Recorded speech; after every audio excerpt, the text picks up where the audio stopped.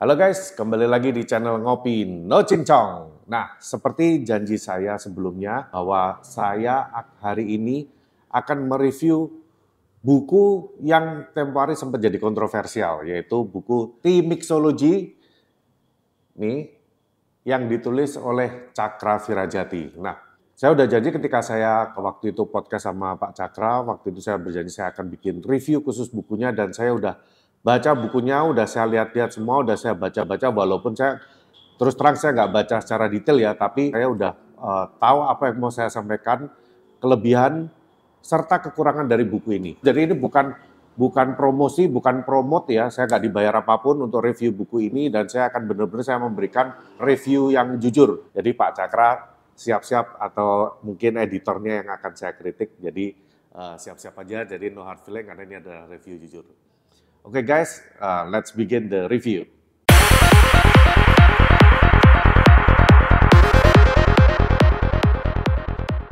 Oke, sebelum kita melanjutkan review buku ini ya, seperti biasa saya kalau review atau bikin video monolog saya selalu ditemani sama kopi ya, walaupun saya syutingnya ini malam-malam, tapi ya memang kalau ditemani sama kopi ini akan lebih asik. Nah, kopi yang menemani saya malam ini adalah dari Tipika Roastery, Tipika Coffee ini dari Surabaya. Jujur saya waktu dapat kopi ini saya no idea siapa roasternya. Saya waktu itu di DM sama nama di Instagramnya I aja. Dia mau ngirimin saya sampel kopi dan kemudian oke, nanti kalau memang cocok oke, saya share ke teman-teman juga yang pengen tahu. Tipika ini saya terus terang saya nggak tahu backgroundnya dia ini roasternya ini siapa, terus people behind company-nya ini siapa. Dan saya juga nggak pernah minum kopinya. Cuman saya sering lihat logo ini. Jadi kalau mama teman-teman pernah lihat, nah logo ini sangat familiar banget nih. Jadi saya kalau ke coffee shop mana gitu, sering lihat stiker ini. Mungkin lihat di helmnya orang atau apa, tapi memang cukup catchy ya jadi logonya ini. Nah ketika saya buka kopinya ini ada dua kopi ya. Yang satu Ethiopia Arica dan yang satu adalah Ethiopia Buku Saisya. Nah saya baru coba yang satu Ethiopia Buku Saisya ini. Kenapa saya buka ini duluan? Karena saya sebelumnya pernah mencoba ya Ethiopia Buku Saisya hasil roastingan dari orang lain dan buat saya memang enak dan floral dan saya pengen tahu apakah saya masih bisa mendapatkan experience yang sama atau mungkin bahkan lebih enak. Nah ternyata setelah saya seduh biasa aja cuman pakai French press begini rasio 15 gram kopi airnya 250 dan rasanya sih floralnya masih berasa banget, cukup sweet, tapi acidity-nya tidak terlalu intens karena memang kopi-kopi Ethiopia acidity-nya tidak setinggi kopi-kopi Kenya ya. Tapi yang ini buat saya Ethiopia ini sangat-sangat pleasant, enak dan sangat recommended buat saya. Jadi buat teman-teman yang pengen coba kopi-kopi luar atau mungkin lagi butuh variasi di kedai kopinya, bisa buat rekomendasi. Jadi nanti saya akan share di description Instagramnya ya. Saya belum tahu ada toppennya atau enggak, tapi seumpama nanti saya cek ada, mungkin saya juga akan bisa tambahkan. Oke, langsung ke review buku The Mixologist by Cakra Virajati. Nah, Pak Cakra, saya udah baca bukunya dan saya lihat-lihat. Oke, ini buat teman-teman ya. Ini buku The Mixology ini adalah bukan melulu buku resep. Ini saya kasih tahu dulu. Jadi di sini tidak terlalu banyak resep sebenarnya dibandingkan dengan buku-buku yang lain ya. Jadi ini lebih untuk supaya kalau mama kita lagi kehabisan ide atau kita belum tahu The Mixology itu apa, ini adalah panduan yang cukup sangat-sangat bermanfaat buat mama kita kalau belum tahu sama sekali The Mixology, cara mencampurnya, bahannya apa, ini sangat berguna sekali. Nah, buku ini dia punya 3 bab ya. Bab yang pertama adalah what is The Mixology. Jadi ini adalah bab basic. Bab basic di mana kita akan di sini akan mempelajari apa itu teh, terus bagaimana mixology itu apa dasarnya dan bagaimana menilai atau tentang gimana cara merasakan. Contohnya seperti itu. Jadi lebih banyak di basicnya. Bahkan basic di bab pertama what is The Mixology ini dia cukup detail sampai memberikan macam-macam jenis teh. Contoh nih, apakah dalam peracikan The Mixology perlu memperhatikan karakter teh yang digunakan? Nah, ini dia menjelaskan ada beberapa jenis-jenis teh dan masing-masing fungsinya dan masing-masing karakternya, rasanya seperti apa. Nah, itu adalah bab yang pertama. Sedangkan bab yang kedua ini adalah dasar pembuatan tim mixology. Jadi akan lebih banyak menjelaskan kalau kita mau memulai bikin tim mixology ini kita butuh apa aja, bahan apa aja yang kita butuhkan, dan gimana cara untuk meracik bahan-bahan tersebut, dan kemudian teknik apa saja yang digunakan untuk menyiapkan teh. Jadi untuk membuat teh ini ada beberapa macam teknik juga, dan ini juga dijelaskan di sini. Bab yang ketiga yang utama ini adalah resep-resep dari tim mixologist. Jadi dari kita udah di bab pertama kita dikasih tahu dasar-dasar atau basic teh itu seperti apa, basic mixology itu apa, basic tim mixology itu seperti apa, dan kemudian di bab yang kedua kita akan dijelaskan tentang dasar pembuatan dari tim mixology, dan kemudian yang ketiga baru resep-resepnya yang kita bisa aplikasikan. Jadi kurang lebih buku ini berisi 3 bab utama itu tadi ya.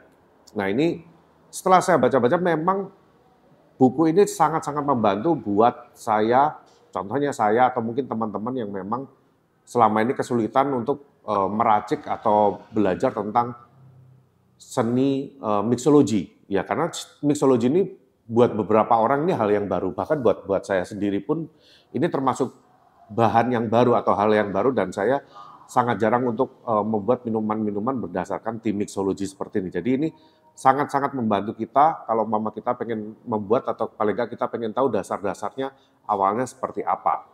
Karena sekarang pun juga sedang tren tentang mixology ya, jadi nggak cuma hanya coffee mixology tapi juga tim mixology ini juga sangat menarik nih.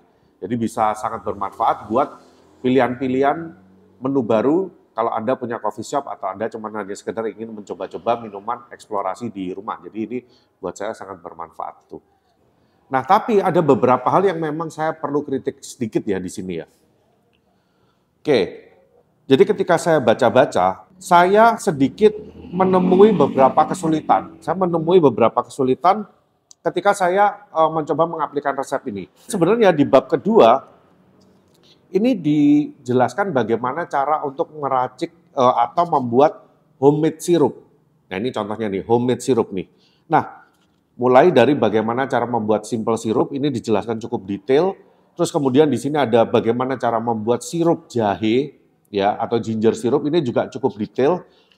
Dan kemudian di sini ada bagaimana cara membuat sirup leci, citrus syrup, aromatic syrup, floral syrup, yang berdasarkan bahan-bahan dari bunga-bunga seperti itu. Cuman sudah mulai tidak detail cara penjelasannya di sini. Jadi ini agak membingungkan. Jadi ketika saya baca contoh nih ada cara membuat aromatic syrup. Untuk menghasilkan sekian mili, gunakanlah berapa mili simple syrup, lalu tambahkan kemangi atau rosemary atau apapun. Nah, ini kadang tidak dijelaskan berapa gram atau berapa banyak yang perlu ditambahkan. Jadi ini agak kurang detail. Tapi beberapa detail juga nih. Sirup jahenya detail. Yang lainnya nggak begitu detail. Jadi kayak mama kita cuma dikasih tahu, ini kalau bikin cuma dicampur simple sirupnya dicampur sama buah ini. Nah itu pun juga nggak dijelaskan di sini apakah ini perlu direbus sekian menit, berapa menit, nggak ada penjelasannya. Dan kemudian berapa banyak umpama kita mau bikin aromatic syrup, kita mau menambahkan rosemary atau basil sebanyak apa. Balik lagi kita seperti disuruh coba-coba sendiri, dan itu salah satu kritik yang saya perhatikan ya.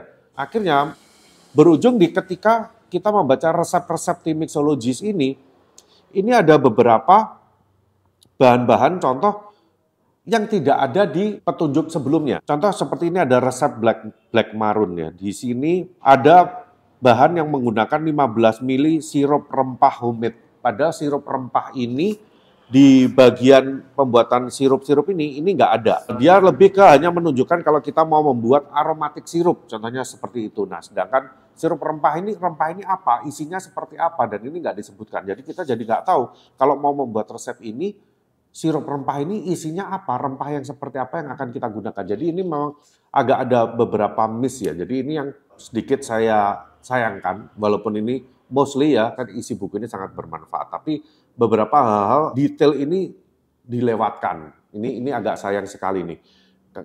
Akhirnya ketika saya baca ini, menurut saya ini buku ini, mohon maaf ya, no hard feeling ya, bukan menjelek-jelekan ya, atau saya minta mohon maaf dulu kepada teman-teman penerbit atau dengan Pak Cakra.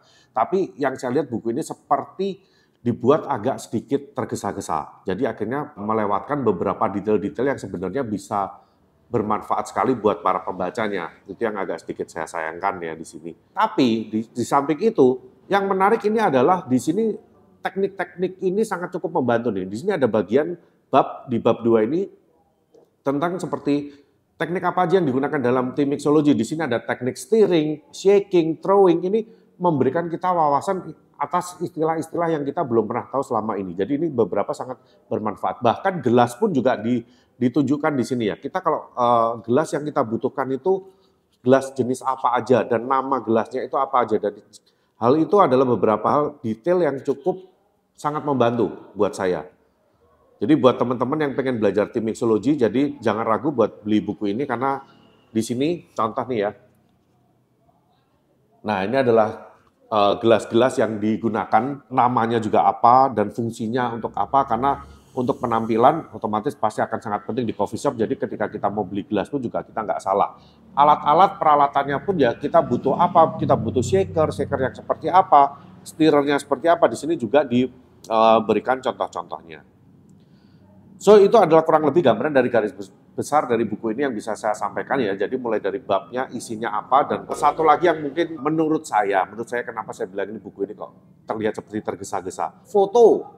Fotonya isinya, aduh saya udah nggak bisa ngitung ada berapa fotonya Pak Cakra di sini ya. Karena mungkin kalau seumpama buku ini mungkin tidak terlalu tergesa-gesa, mungkin foto akan bisa diambil foto baru yang benar-benar bisa lebih cocok daripada menggunakan stok foto-foto lama yang udah ada. Karena ini kan bukan buku tentang dokumentasi atau apa ya, tapi lebih ke buku resep. Jadi harusnya bisa disisipkan waktu untuk pengambilan foto yang memang benar-benar menunjukkan, oh kalau teknik ini seperti apa, cara pegangnya, teknik ini seperti apa, dan itu bisa lebih bagus lagi. Kalau menurut saya, sekali lagi ini adalah opini saya, dan ini adalah review jujur saya tentang buku Tim Mixology dari Cakra Virajati.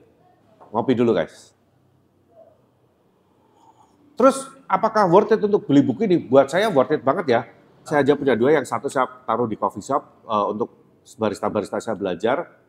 Yang satu saya simpan di rumah untuk saya baca-baca secara pribadi. Dan kenapa saya bilang ini worth it sekali? Karena ini bukunya pun juga harganya juga nggak nyampe 100.000. Kalian bisa dapatkan di Gramedia atau di toko buku online ya, mau di Tokopedia, di Shopee, di mana aja bisa. Karena udah tersebar di mana-mana, udah rilis, dan ya kalau mau pesan langsung lewat Pak Cakra juga, kalau mau dapat tanda tangannya Pak Cakra juga bisa langsung DM di Instagram di Cakra Virajati.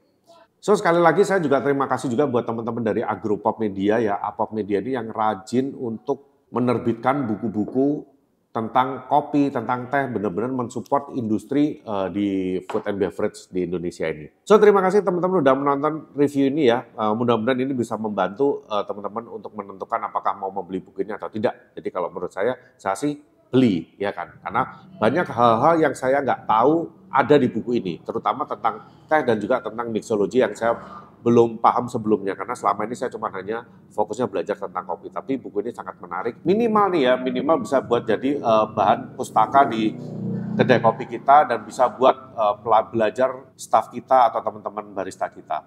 Jadi ini sangat-sangat bermanfaat sekali. Oke, mudah-mudahan apa yang kita sampaikan hari ini bisa bermanfaat, dan sampai ketemu lagi di episode berikutnya. Salam No Ching Chong.